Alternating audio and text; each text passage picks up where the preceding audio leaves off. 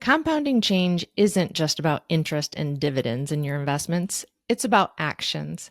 My next guest has lived that truth. What began as a simple fundraiser has grown into a legacy of education and opportunity. Hear her story next on the Compounding Change podcast. This is the Compounding Change podcast, sharing stories of small but meaningful changes that compound into amazing impact. Brought to you by Shannon Davis and daviscompoundingchange.com. Change happens fast. Take advantage. Discussions on this show should not be construed as specific recommendations or investment advice. Always consult with your investment professional before making important investment decisions. Securities offered through Cambridge Investment Research Incorporated, a registered broker-dealer member FINRA SIPC. Investment advisory services are offered through Retirement Plan Advisors LLC, a federally registered investment advisor. Cambridge Investment Research and Retirement Planning Advisors are not related to daviscompoundingchange.com or this podcast. Now, here's your host, Shannon Davis.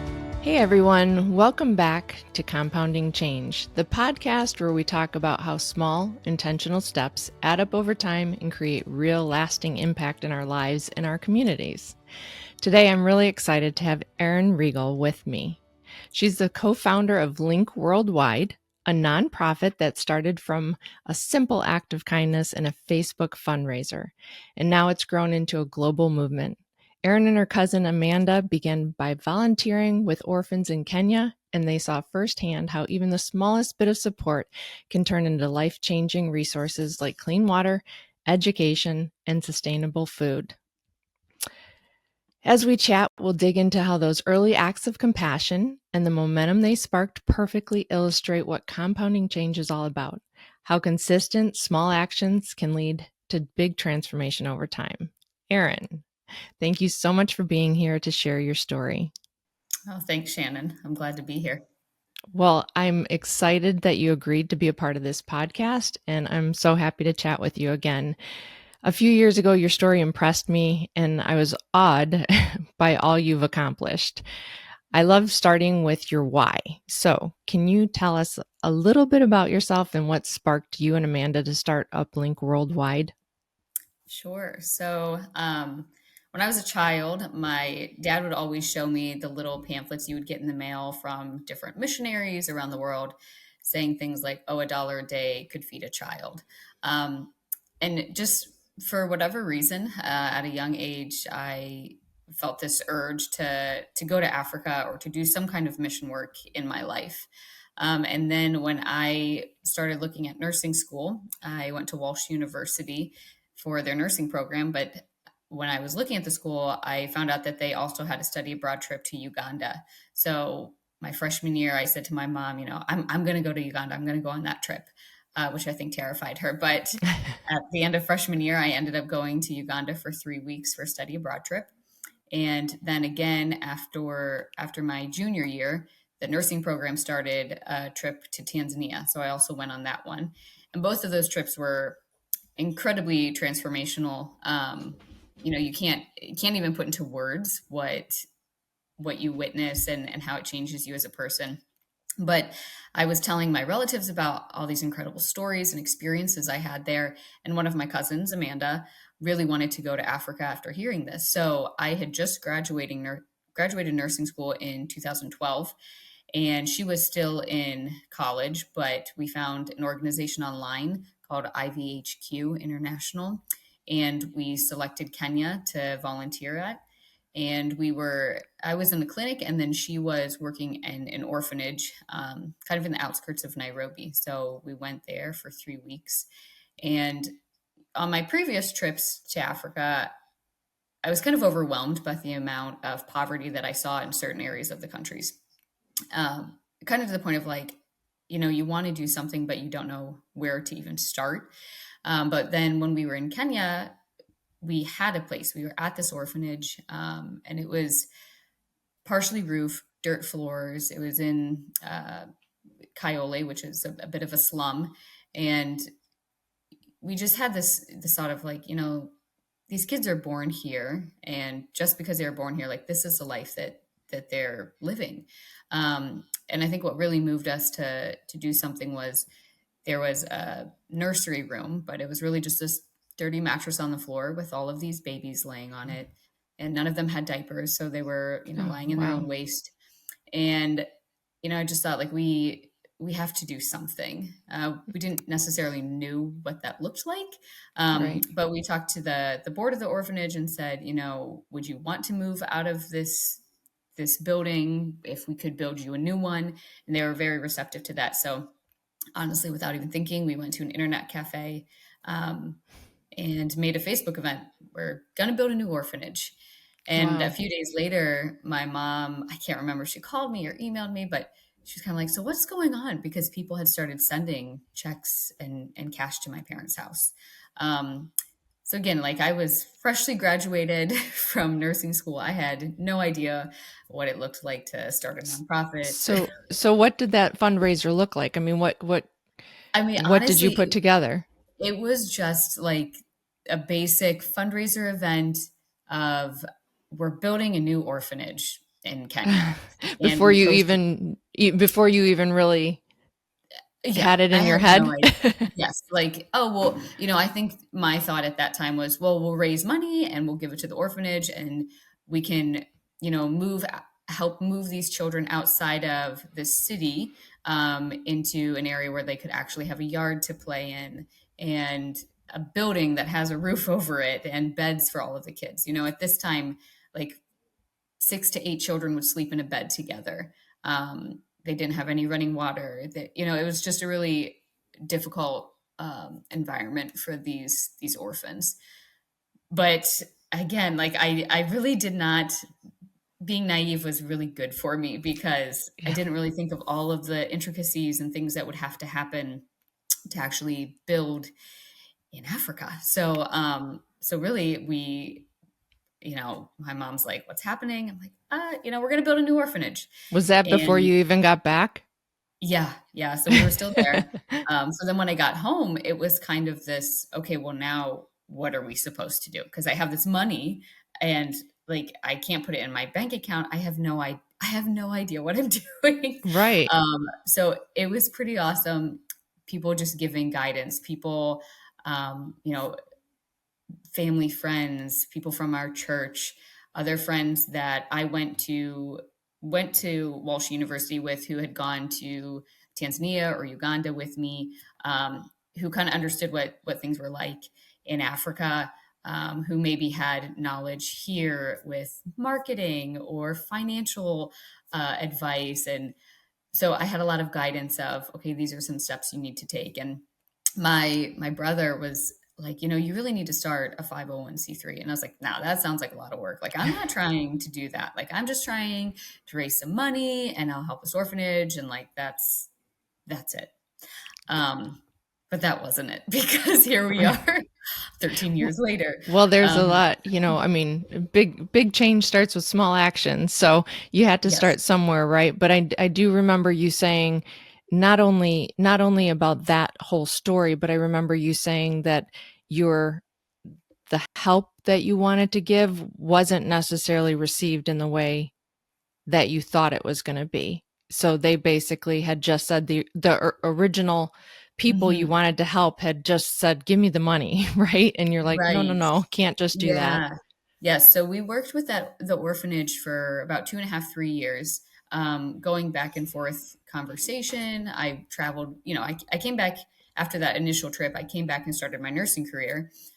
So over the next 2 to 3 years, I would travel there maybe once a year, but just communicate through email and it, text messaging. And at first things sounded good, but then after a while I had a hard time getting responses from them. We had sent some funds for a smaller project with the kids and didn't hear back. So on another trip, I went back and found that some of the board members were no longer involved with that orphanage.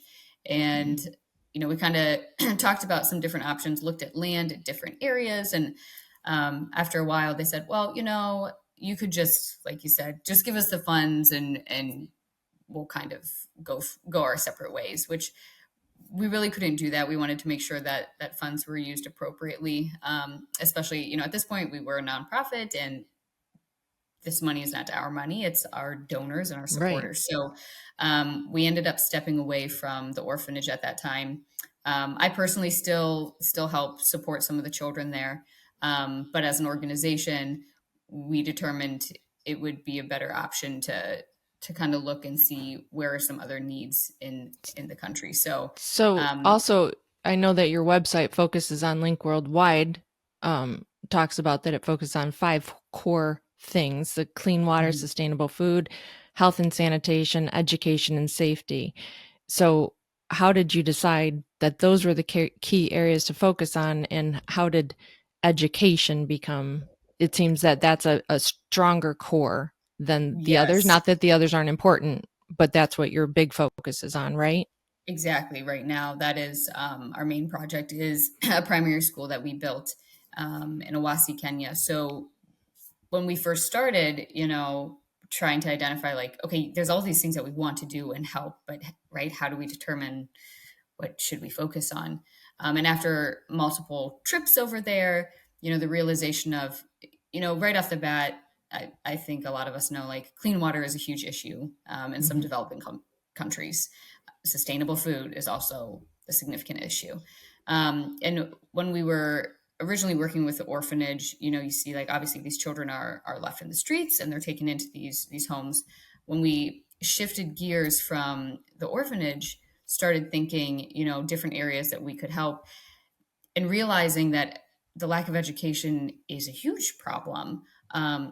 Children are either taken into orphanages or they're taken into, neighbors or relatives will take orphans into their homes, but then they can't afford to send them to school consistently. So it just continues this cycle of poverty because, these children want to learn, but they just aren't given the chance or the opportunity.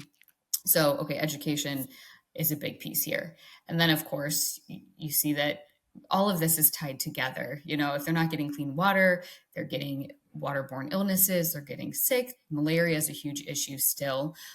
So, we see a lot of this, right? If our kids aren't healthy, well, then they can't go to school either. If they don't have food and water, they Right. can't get, improved health.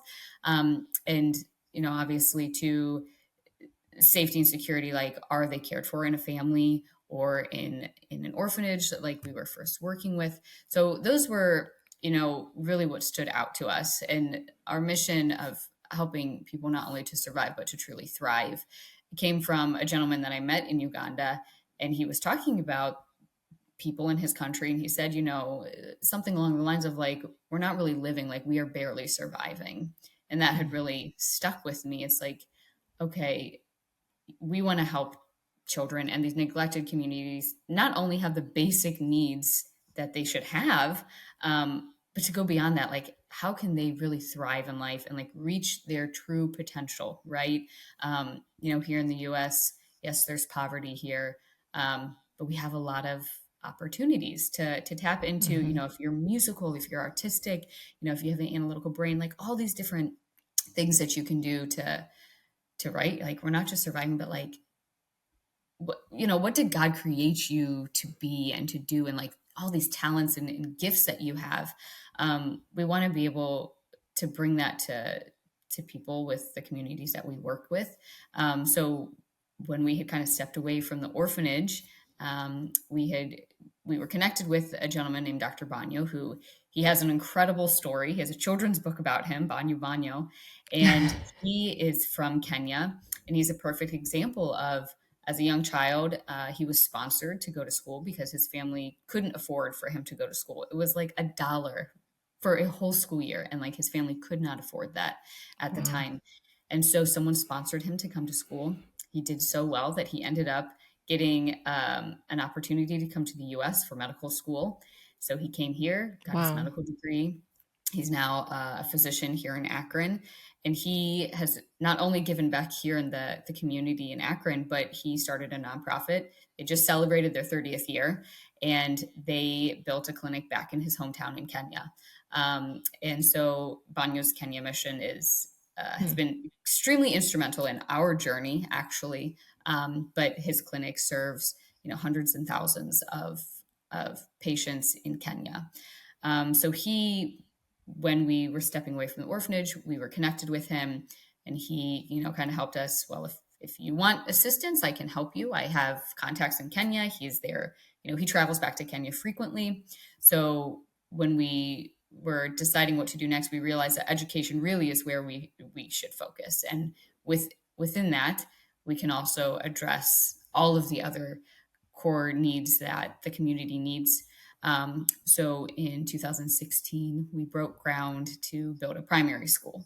And it's been quite a journey. Things move slower when you're halfway around the world, and Right. going back and forth and making sure that we're all on the same page and understand, what are the needs of the community? How can we assist with that? But And was it we just 2020, January 2025 or 24 that it opened? It was this year. So Okay. I thought 2025, so. this January, we ended up opening the doors to our first students. So So 9 years after you started that? yeah, from when we Yeah. broke ground. Yeah. So we shift from the orphanage to building a primary school. And then of course, we had, um, things just don't always go as planned, which No. is the beautiful part of this because if I had planned out everything that was going to happen, like it wouldn't have looked like this, but it Right. wouldn't have been as incredible as what it is right now. Definitely. So we had lost our first contractor passed away unexpectedly. So we took some time to find our next contractor that we wanted to work with. And then of course COVID happened. So that kind of Mm, slowed some things down on our side of being able to go back and forth to Kenya. But our team there still kept working and building. mm, And then, we, with Dr. Banyo's help and his connections, put together our board of directors for the school. They're in mm. Kenya. They did the interviewing of all of our students who are either orphaned or vulnerable. So they did a lot of home visits and research to see who in the community is at most risk and at need to be enrolled at our school, as well as hiring our employees. So in January, we opened the doors to 60 students from preschool through second grade. And then they are actually just starting this past week. They just went back for term 3. So that'll go through like the end of October. And then we'll start our process to enroll the next class. So in January of 2026, we'll add at least one additional class. So then we'll have preschool to third grade is the conversation right now. What grade is the intention of the school going through? So it'll be primary school.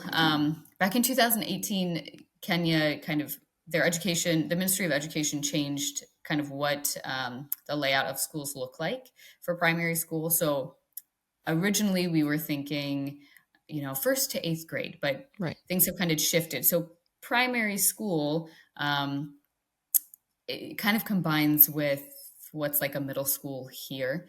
So ideally, it'll be from preschool up to ninth grade, most likely. Okay. Unless things change, then we follow the Kenyan curriculum. We have Kenyan educators, so honestly, they'll lead us on what's appropriate at that time. But as of right now, that's kind of what we're anticipating in the That is next great. several That years. is Yeah. great.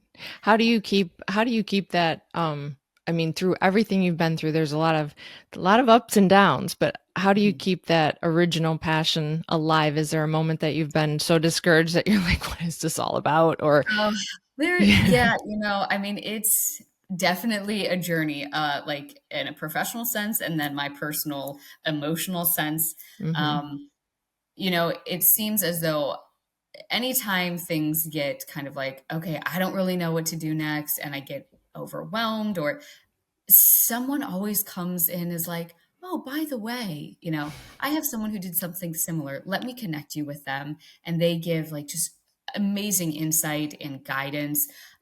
Or, someone will be like, oh, I have so and so who'd like to volunteer. Or, like, in your Right. case, Shannon, right? Like through our current volunteers and board of directors, like you got connected with us and then you volunteered, which was incredibly helpful, and you have shared our story with so many people. I mean, it's just really amazing how like the spider web and just the ripple Yeah. effect, like one little thing just like, right, that compounding change, like one thing Right. just impacts everything.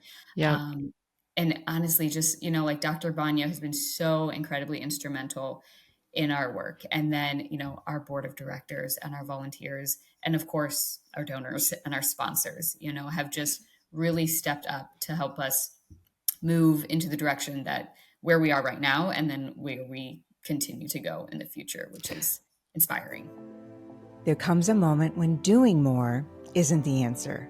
Being more of yourself is. Hi, I'm Jenna Stoliker, a leadership coach who helps you navigate change by coming home to what matters most. If you're standing at a threshold and wondering what's next, let's walk it together. Learn more at jennastoliker.com. Last year was just the 10th. So is this the 11th golf outing, the 11th annual golf outing, or is this So the this 10th? this will be the 10th. We had Okay. taken, so at the beginning of when we first started, our fundraising efforts, we started with a golf outing, which that was a whole learning experience because I had never golfed before, or put on fundraisers. So the first few years, we alternated. Like, one year would be a golf outing. The next year we did a night at the races event. Okay. It really just depended on, did we have volunteers to help put on the events? And as we've grown, you know, my role, I'm doing a lot more, like, the school is open now. So there's a lot that I have to do on our Kenyan side. But we've had volunteers that really have stepped up the last few years and really taken over putting together our events. So golf outing, and then we just had our 5K race yesterday, actually. Yes. So that's been super helpful, having volunteers that really have answered the call and realize, okay, I have the time and the knowledge to help with this, which has allowed me and the rest of our team to kind of focus on other areas outside of just the fundraising, but to really help promote the school and make sure everything's going correctly over there. So our 10th golf outing is coming up, which is, another exciting thing. And, it's always incredible having events, even like, yes, we're raising funds, but even yesterday, meeting people who want to do something similar or who have already been to Africa and done mission work, which, their stories are inspiring, or they're like, let me connect you with so-and-so. And I mean, it is just truly amazing how this has all worked together. Like we've talked about, the ripple effect is just,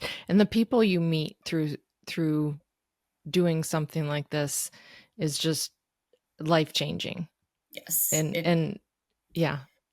It really is. And I mean, honestly, even just the friendships that you make and the support that you have, it's really, it's really great when people answer the call to help others and to use their gifts. Like, there are so many, some people might be a little hesitant, like, well, I don't know how to volunteer. I don't really know how to get involved with this organization or this cause.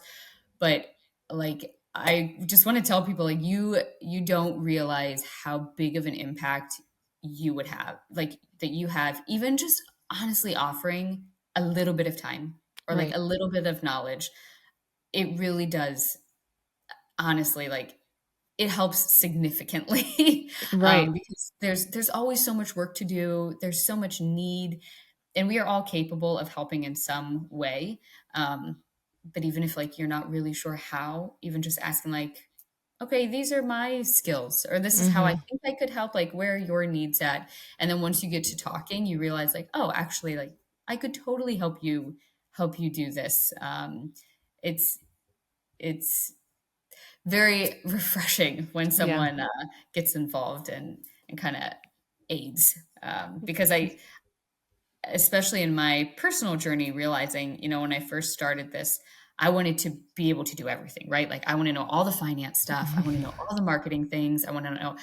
And then it's like, I am not qualified or to do everything.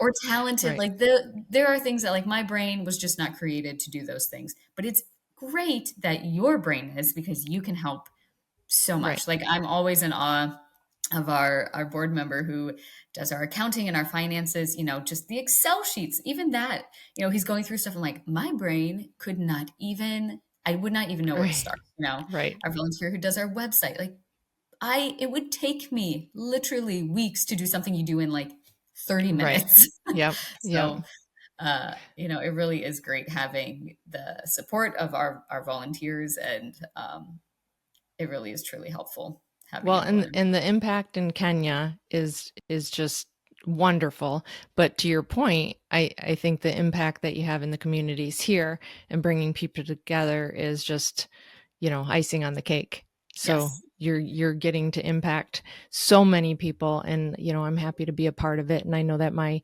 activity last year was less due to family things, but I look forward to being a part of it. And of course, I make my husband golf every year because I'm not a golfer. Yes, but you guys are But so helpful.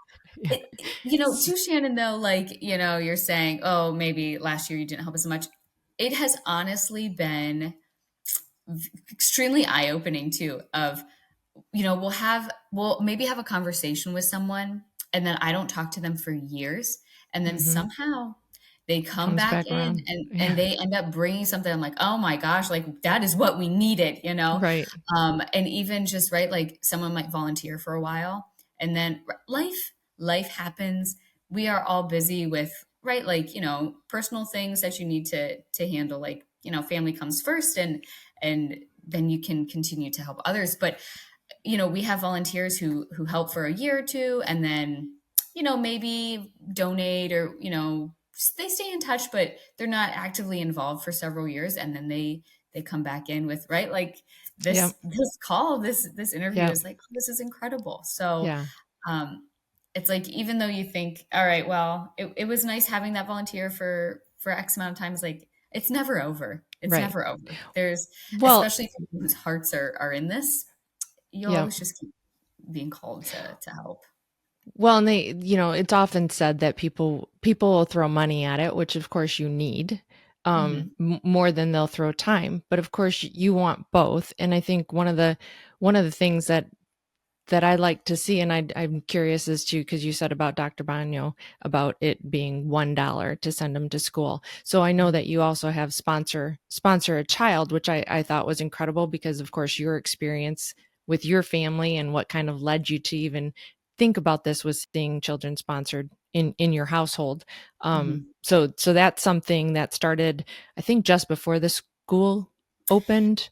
Yes, yeah. So, for several years, we were trying to raise funds to build the school. And then finally, when we're getting close to open the doors, like, we can put faces with Hmm. this, and start building these other relationships. So we started our child sponsorship program, for individuals who, some people want to just financially sponsor a child, and they know that their monthly or annual support is allowing this child to get, all their school supplies, their uniform, tuition, food, access to medical care. And then we have sponsors who they support financially, but also they have this mentorship piece. So our sponsors are able to write back and forth with our students, and Hmm. start to build these relationships. And we get videos of our students and letters, and send them back to our sponsors. And the hope really is, as they continue to grow, through their education and just their life, right, that they create these lasting relationships. And as they move on to high school and university, if they go to college, the sponsors can continue to walk with them on this journey. And, right, like I said, all the volunteers and supporters who have helped us with their skills and knowledge, our sponsors, yes, they're helping these students financially, but a lot of these kids, like, they aspire to be doctors and engineers, and musical, you know there's just so much that they desire. And it's like, our sponsors are building these relationships where they can maybe help them in that, right, like, either they have similar career paths and they can give guidance, or they have connections here that, okay, this student went to college, and now they maybe are trying to get a job in Kenya or in other parts of the world, or here in the US, and their sponsors can connect them with resources and help them along this journey. um, and I kind of joke too, it's like, oh, it's exciting to see Dr. Banyo and his journey. And several of his organization also has a sponsorship program, and several of his first sponsored students now are the administrators and Mm, run his clinic in Kenya. And they have also done a lot of work with our school.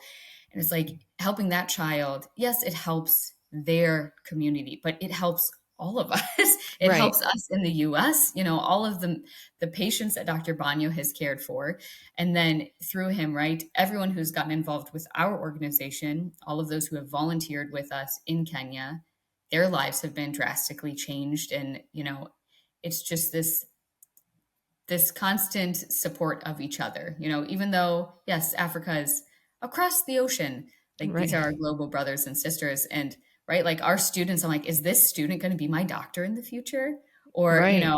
like my accountant, my contractor, like, are Right. they going to end up living in the US or, starting a company that's going to impact us? I mean, uh, there's just so much potential in these kids. And it's like, you have no idea, right? What your small contribution, how that is going to impact the entire world Exactly. and your own Well, life. so you are not you are not without, I don't want to say obstacles, yes, obstacles, but you've also done a lot. You are a nurse, and you've in all this time you've gotten married, you've Mhm. had 2 children. So when people think, "Gosh, she's got more time than I have on my hands," right? Um, for those who want to make a difference, though, but maybe feel overwhelmed, what can you throw out some advice? What's one small steady step they can take that would really add up, whether it's involved with this or just general advice? Yes. Yeah. I mean, honestly, it's hard. I feel like, yeah, there are never enough hours in the day to do all the things that you want to do. Definitely. um, but right, like little things of just first, where are you at? I think personally in your life, right? Like, are you being the best that you can be? Because in order to help others, like you need to make sure that you're caring for yourself and your family, and right, like, is your health where it should be? Are you physically healthy, spiritually praying, spending time, really paying attention? Like there's a lot of distraction and so much, like take a minute to really look like, okay, where am I being called? Where are my Hmm. skills? Like what do I enjoy doing? And I can help others, even if you think it's like something little, it's something big because people need need you. Yep. But just seeing, realistically sitting down, like, okay, maybe I really could only give like 15 minutes a week, or like, honestly, just like once a year, that you have one weekend that you could help. And Hmm. maybe it is volunteering with a local nonprofit or a cause that you're passionate about. Because, right, like if we all help lift together, like it's not as hard. It doesn't take as much work. So I would say first, kind of doing some uh, internal introspective view of, Hmm. okay, what am I looking for, or where am I being called at this point in my life, because it's going to change throughout life. Hmm.